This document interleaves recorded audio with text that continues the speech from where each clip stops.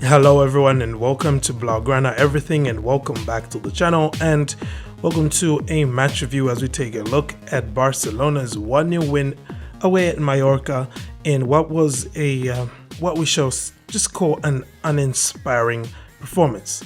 FC Barcelona took the lead pretty relatively early on here in the 20th minute through a wonder goal honestly by Robert Lewandowski. And from there on, Barca didn't really do that much, except for maybe Ter Stegen really coming to the fore here. He made 3 brilliant saves here that kept the scoreline at 1-0. And, well, deservedly, he was my man of the match. Yeah, I'm going out of sequence with how I usually do my match reviews, but do please bear with me here. In a performance that was probably typical Barcelona post-international break, we saw Barca just, do the bare minimum here, I think, to get past Mallorca. A lot of the players here just weren't in gear. Yeah, I'll put it that way. Anywho, you know how we usually do with match previews. Give you the starting 11s, tactical setup. Then we talk negatives and positives. And I give you my man of the match. As far as lineups go, well, Mallorca set up with a 5-4-1 formation with the following players. It was very much a backs to the wall kind of performance here by Mallorca, in that they did pretty good to soak up pressure from Barca and to just limit Barcelona's play through the middle, because they really congested the center of the pitch, denying guys like Xavi and Kessie space in this game.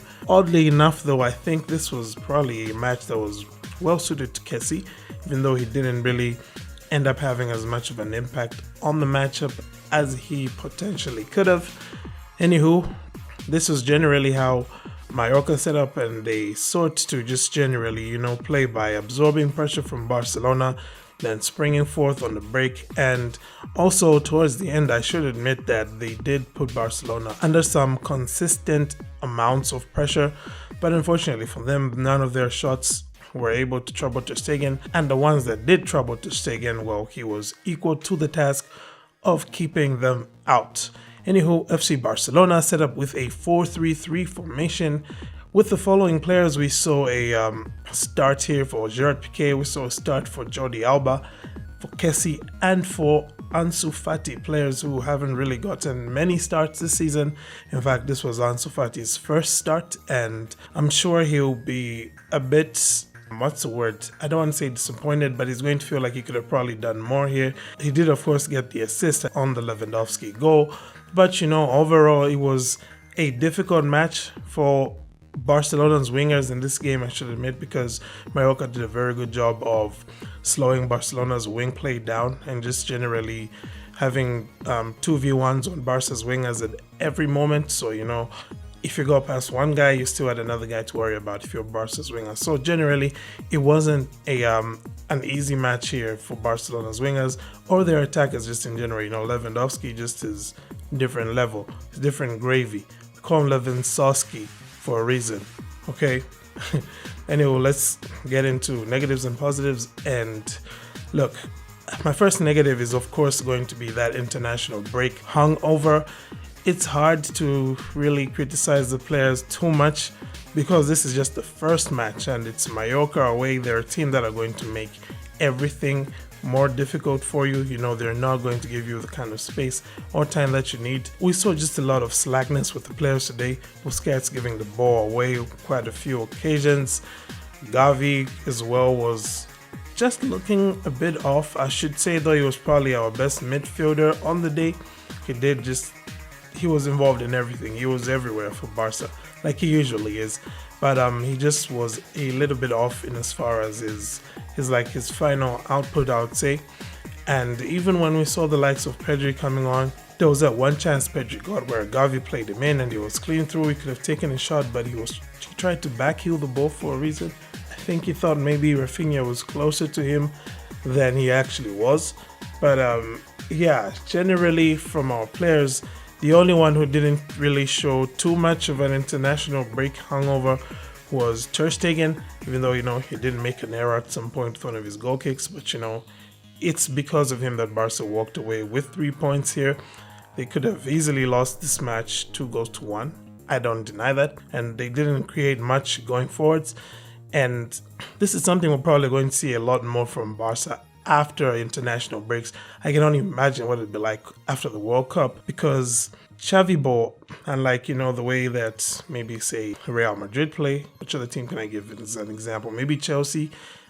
Unlike the way that teams like those play, with Barcelona, it's very important that the players work into a rhythm and that they sustain that rhythm. Pre-international break, you saw just how the team was playing. You saw how Dembele looked dangerous just about every time he got the ball. Here today, he was just kept on making the wrong decisions, except for maybe 1 or 2 occasions. But whenever he had the ball in an advanced area, in a dangerous area, whenever he went past his man, he was making the wrong decisions. And it's things like that, once you get out of your rhythm with, the way Barca play, it's hard to get back into it. So that's why we're seeing this international break hangover, and that's why Barca is usually hit hardest by it. Of course, that's, notwithstanding the injuries that Barcelona have faced, right? You don't have Araujo, you don't have Koundé, 2 of your best defenders so far this season. And yeah, it's going to show.